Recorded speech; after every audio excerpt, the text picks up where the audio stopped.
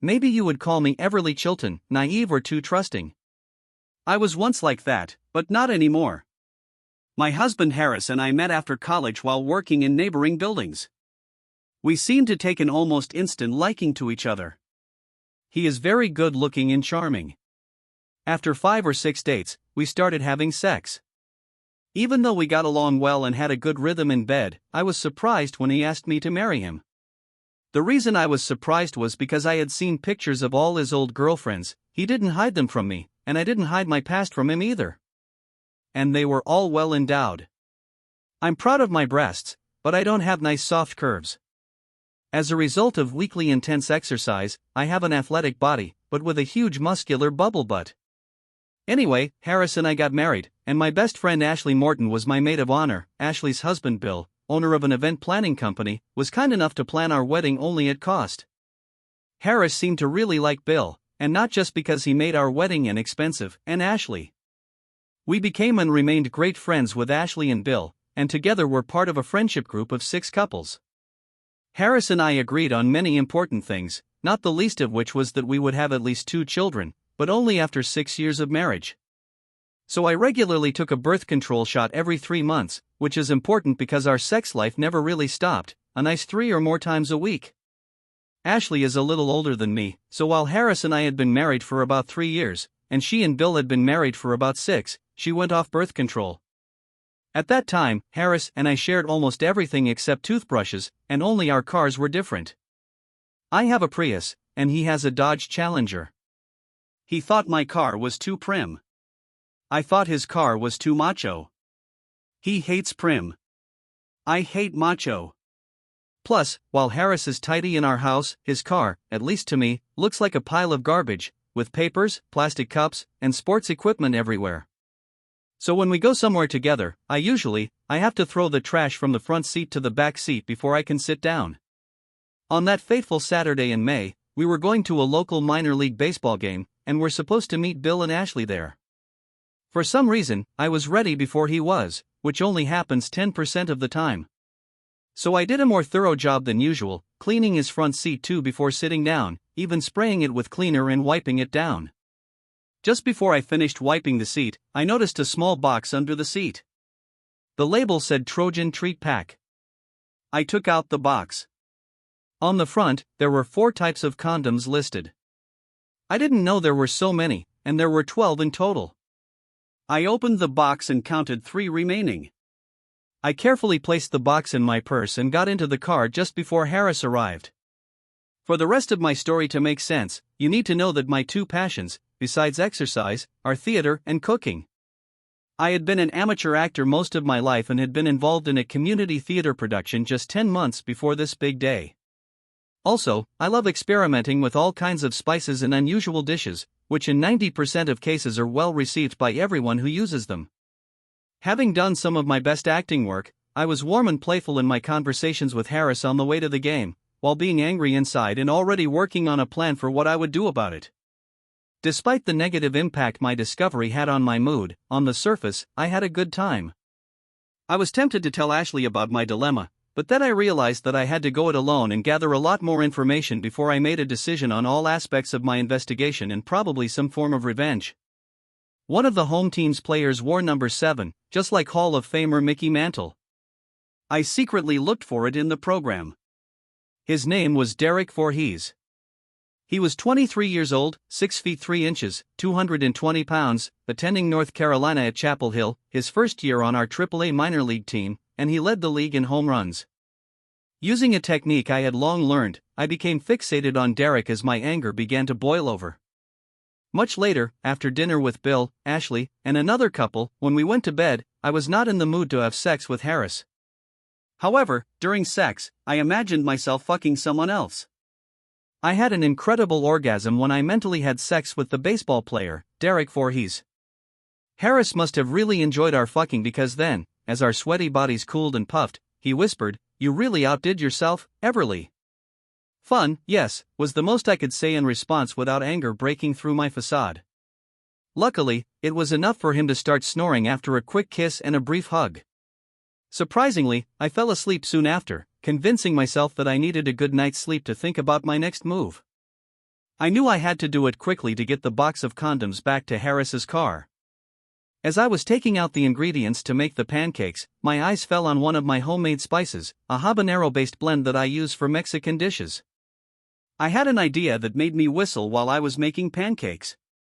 Harris ate 6 pancakes.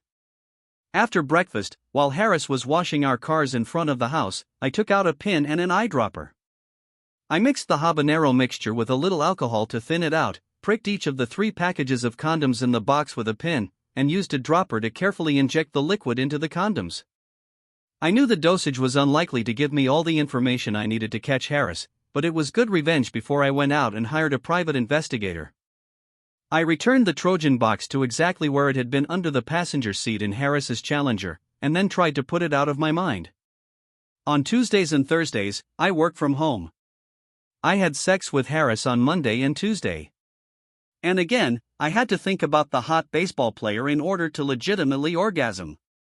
Already on Thursday, around 1 o'clock in the afternoon, Ashley called me. "Everly, something is seriously wrong. My pussy is burning so bad, I'm afraid I'll crash the car if I drive it, and Bill is at a meeting in the next town over. Could you please take me to a local clinic?" The sound she made as she said those words were scary. So I immediately took the keys to my Prius and drove to her house just a mile away. She stumbled along, clutching an ice pack to her groin. She had no explanation for the heat in her groin. Luckily, the local clinic was also nearby, and there was a parking space right in front of it. I helped her in and even checked her in using her insurance card and ID from her purse. After that, I asked the nurse if I could come in. Apparently, the nurse thought I was her sister, since our facial features, height, and hair are very similar, and muttered what I interpreted as yes. I walked up to the door to the room, and the soundproofing wasn't that good. I heard Ashley say, "It started during midday sex." I didn't go in, but went out into the lobby. Since Bill was out of town at lunchtime and Harris had condoms with habanero sauce, it didn't take a genius to figure out what happened. As hard as it was to believe, I couldn't think of any other rational explanation. Luckily, I had 20 minutes before Ashley came out, still bow-legged, but with a much less contorted and sweaty face. So I regained my composure and relied on my acting skills. On the way home, I briefly and delicately questioned Ashley. "Did they tell you what it was?" "They think it was an allergic reaction to a new skin cream I used on my thighs and crotch." It was a lie that Ashley stammered out. "How soon will you feel better?" I asked with an internal laugh. "Probably in 2 or 3 days. You won't have to make children for a while," I chuckled. Ashley didn't grin back. If there was any doubt, and there wasn't, it disappeared when I looked at Harris's red-hot crotch while he was in the shower. He asked out of sex when I faked it that night. "Sorry, Everly, but for some reason I'm not feeling well tonight." "It's okay, honey, get better," I answered with obvious concern, laughing to myself. After Harris fell asleep, I went to the 24-hour pharmacy, bought 2 condoms exactly like the ones he left in his box, and replaced them with new ones. I put the old condoms in a kitchen garbage bag and threw the bag in the trash outside. The next step was to catch them red-handed. I met with a private investigator, but when I found out how much it cost, I wasn't sure I could hide that amount from Harris. However, what I could do is talk to Bill, but I had to do it right.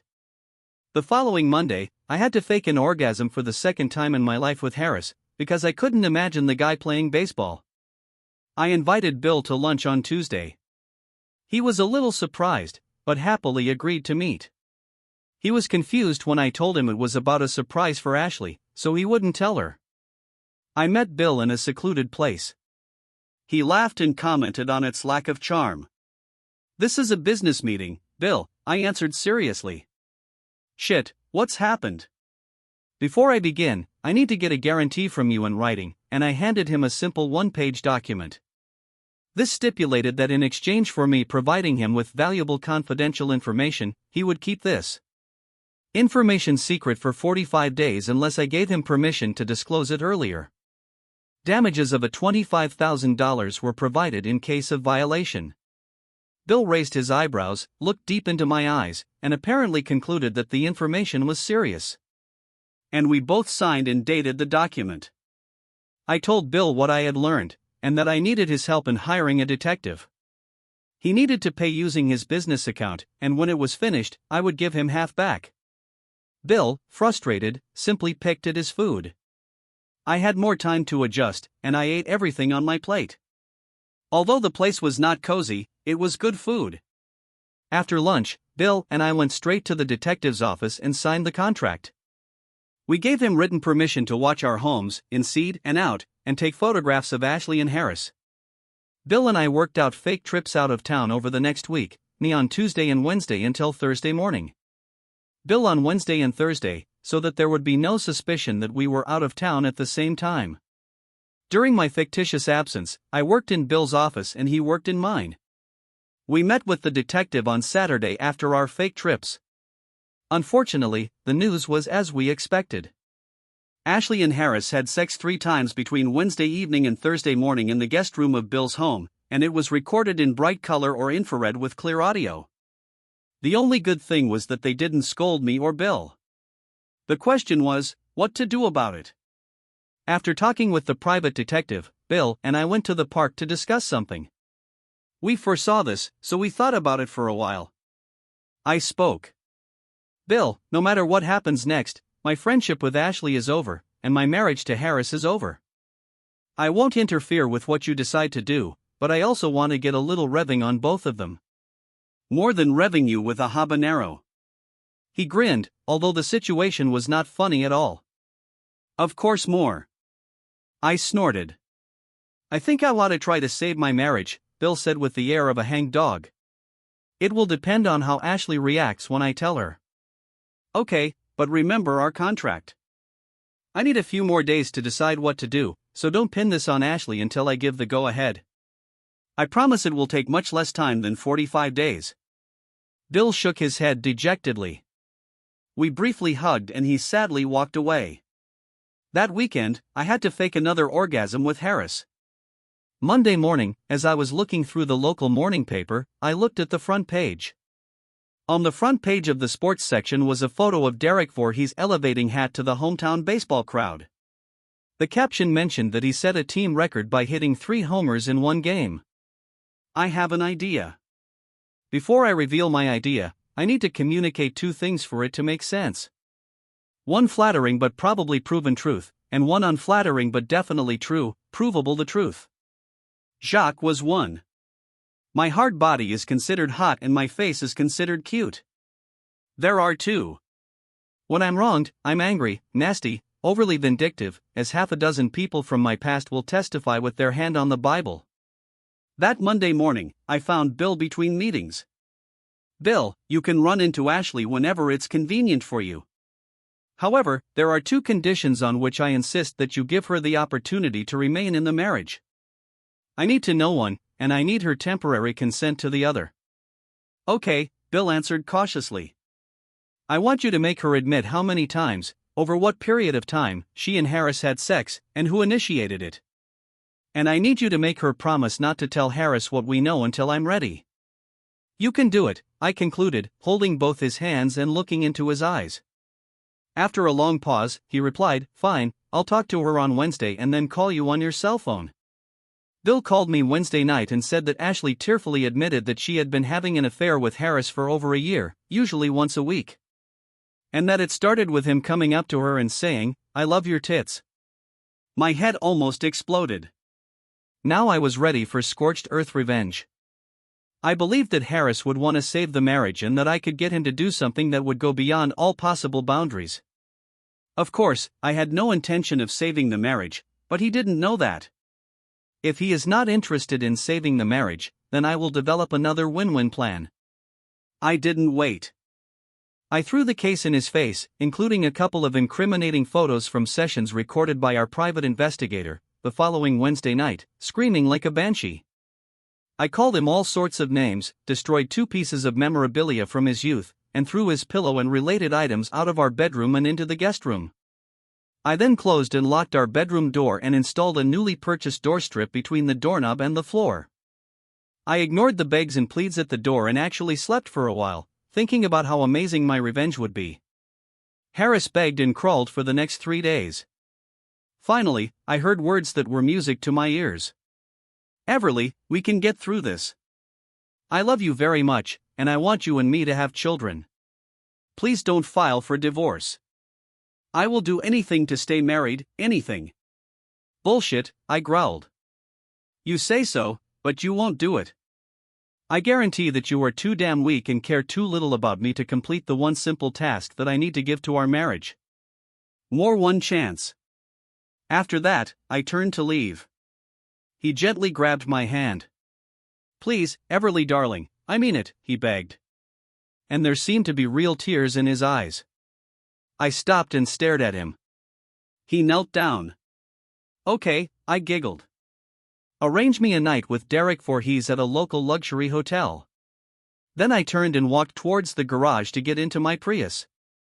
You can't be serious. You mean the baseball player? I could never do that. Even if I agreed to this, I have no way to do it. Here are some of his laments. I stopped at the garage door, turned to him, and with venom dripping from my mouth, growled. I told you that you're not just a fucking cheater, but also a liar. You said whatever and lied. Fuck you. Tell me where you want your divorce papers filed. Then I ran out to the sound of his faint cry. Wait. During this time, Ashley tried to contact me. After avoiding her for a week, I accepted her call. After she admitted how sorry she was, to which I replied that she was only sorry Thatcher caught, she asked how I found out everything. We were so careful, and whether you believe it or not, we never showed you disrespect, she whined. I didn't respond to her irrational whining, but I saw no reason not to partially tell her. I get it because you're really stupid, I giggled. Did I screw up? She asked with true shock. Hell yes. You called me to take you to the clinic with a burning crotch. I thought the skincare allergy story was fake, and I was sure of it when I was about to enter the room at the clinic and overheard you tell the doctor that you had just had sex. Ashley gasps loudly. Bill wasn't there, and I realized that you were having an affair, and you were disgusting to me.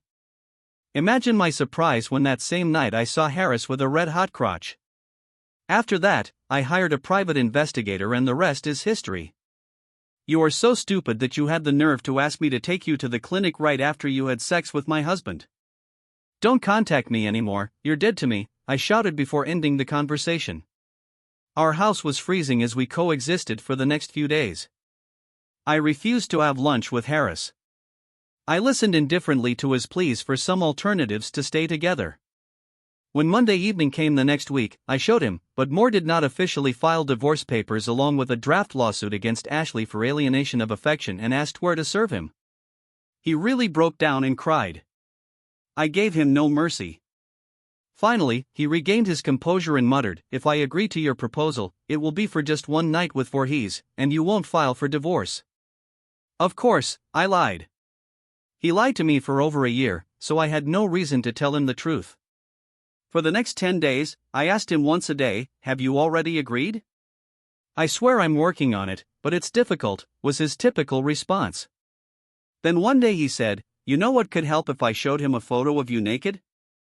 Okay, I grinned, but not a digital photograph, but a print in a closed transparent case, which will be returned to me as soon as he looks.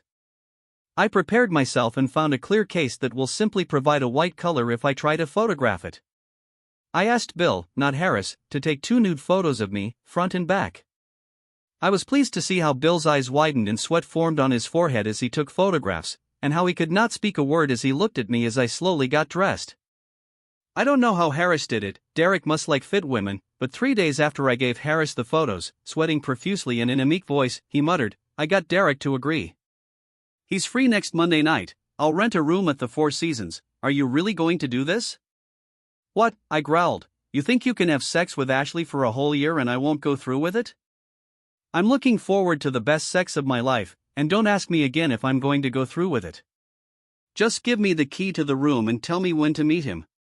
After you sign this application, I said, throwing the one-page contract my lawyer had drawn up on the kitchen table. The contract stated that what I did as agreed would have no effect if either of us ever filed for divorce. Although I didn't really have much faith in Harris to set up my date, I liked being prepared. So I searched the internet and found many articles about Derek during his time as a star on the North Carolina baseball team, including two that mentioned his college girlfriend. She had a distinctive name, and I was able to track her down and talk to her on the phone. The only reason they broke up with her was because she didn't want the life of a baseball wife, and it was clear that he wanted to play for at least another 15 years. Derek's girlfriend from college told me two interesting things about him. 1. Even though he is a super stud, he is modest and insecure about his sexual prowess. 2. He has a phobia about contracting STDs, and so they both get tested every few months. Without STD test results, he always uses condoms, which I don't like. Surprisingly, on Monday morning, Harris delivered me a key card for room 1725 at the Four Seasons Hotel. "Derek wants to meet you at 5 p.m. for dinner," he squeaked in a voice as weak as a mouse's. "Give me $140 for dinner," I replied. After Harris left, I took the rest of the day off and got a massage, crotch trim, pedicure, manicure, and facial. After the spa, I went straight to the Four Seasons. Up close, Derek turned out to be even more handsome and muscular than I thought. As expected, he was no fool, graduated from New York's Chapel Hill. What surprised me was that he was extremely charming and funny.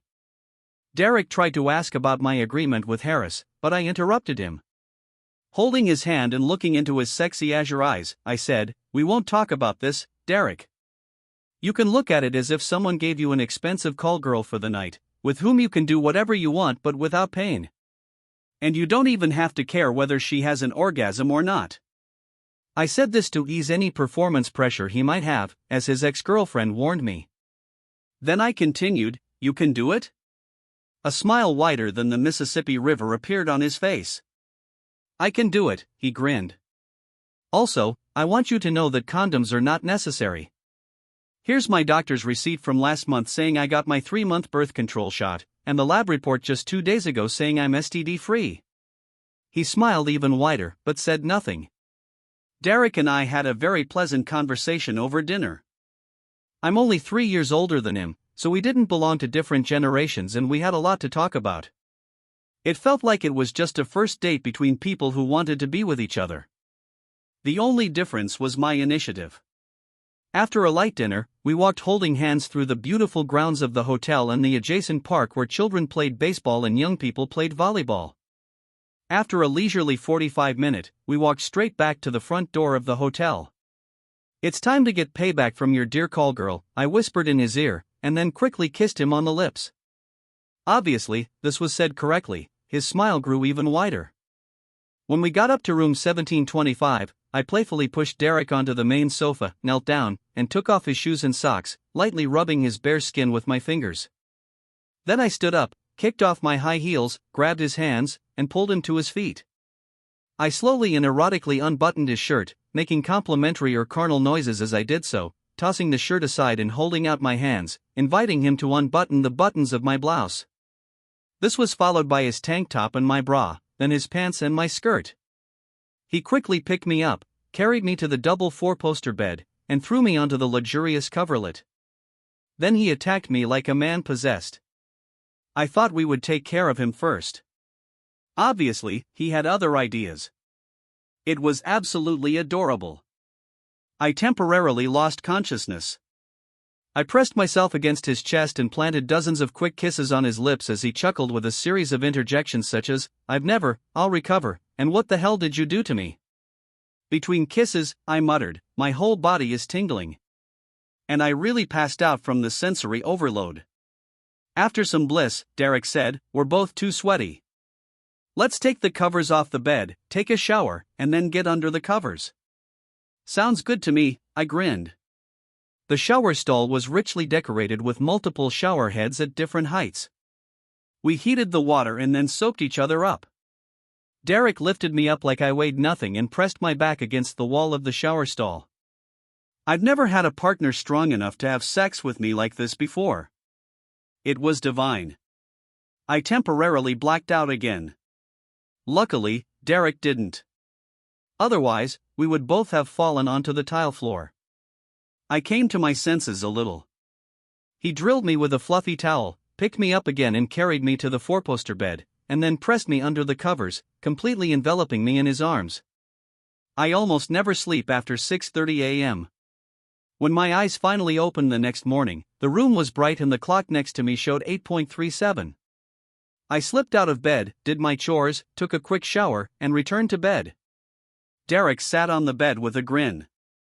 When he got up to go to the bathroom, I pressed my naked body against him. "I'm not done with you yet," I growled, gently squeezing him in my arms. "Woe is me," he sighed. I briefly lost consciousness for the third time this morning. I lay on top of Derek, stroking his face and shoulders, while he caressed the sides of my breasts as we muttered sweet nothings and fell asleep again. Sometime later, I woke up with a start, looked at the clock, which showed 10:32, and then poked Derek in the ribs. "Wake up, Rip Van Winkle," I giggled. "Checkout time is 11 a.m., so get your ass out of bed." We both climbed out of bed and used the toothbrushes and mouthwash provided by the hotel. "How about a quick shower?" Derek chuckled. "Hell no, I don't all recover from communicating with you for another week." I quickly kissed him on the lips. Since we didn't have any luggage to pack, we went down to the ticket counter at 11:01 and then went to the restaurant to have breakfast. We carried on a completely cheerful conversation, occasionally holding hands or touching each other's legs. When we both realized it was getting close to 1 p.m., he insisted on paying. "Since you embarrassed me by paying for dinner, we got up to leave." Leaving the hotel, we hugged. I looked into his eyes and said, "Last night was supposed to be just for you, but it ended up being more for me." "I'm sorry." Derek laughed heartily. "This must be some alternate universe where a hot woman gives me the sex of my life and then apologizes. The vision of your body and face is burned into my ID to remain forever." He chuckled. We kissed each other quickly and then he said, "So now you are returning to your husband as a faithful wife?" That's what I told him. I smiled. I answered his question vaguely for two reasons. First of all, I didn't want to lie to him and tell him I was going back to Harris because I was divorcing his ass. The second reason was that my time with Derek was so amazing for both of us that I was afraid that he would want to sleep again. I would probably be too weak to resist, but I didn't want to cheat on Harris. Until the divorce was final, I would not have sex with anyone else, except this time with Harris's consent, because I did not want to stoop to Harris's level. We gave each other another passionate kiss. I wasn't in love with Derek, although it probably wouldn't have taken much to fall in love. I was very pleased to see how Harris was humiliated by my night with Derek. I shyly did not go into details, but smiled slyly. Fantastic revenge has been accomplished. Over the next 2 weeks, I fucked Harris several times out of mercy until completed negotiations for a new job in Washington, far from my current location. I also arranged for storage space in a moving company there, and rented an apartment in Northern Virginia for a few months. Harris was surprised and truly angry when I served him with divorce papers 15 days after my night with Derek, and told him that all communications would be through my lawyer, and that I was leaving town. This time, instead of begging, he ranted, calling me a liar and a Jezebel. It had no effect on me, and I left for DC an hour after it was served. He should have been glad that I filed on the grounds of irreconcilable differences rather than adultery, and only asked for a 50-50 split of assets. I had already withdrawn my 50% of liquid assets. The ink had dried on my copy of the divorce decree just a couple of months ago when I was cleaning out my rental apartment in Northern Virginia on a Saturday. My new job was really working out, and I was planning on moving to a nicer place somewhere within the next month. In old shorts, a worn t-shirt and dirty slippers, with her hair down and no makeup, I was doing a belated cleaning of my apartment when the doorbell rang. Since I lived in a safe area, I opened the door without first looking through the peephole. If I had looked through the peephole, I might not have opened it, given how ugly I looked at that moment. "Derek," I almost squealed when I saw who rang my doorbell. "Hey, sexy Everly," he grinned. "You look great." The poor boy must have lost his sight. I wondered if that meant he couldn't play baseball anymore. "What are you doing here?" I hesitated. "Let me in and I'll tell you," he grinned. I moved away so as not to block the entrance. He came in and hugged me tightly, and then we both sat on the sofa in the living room. The answer to the question has many parts. He began with a grin that seemed to widen. The first part is that I was promoted to the major leagues and traded to the Washington Nationals after signing a 5-year contract.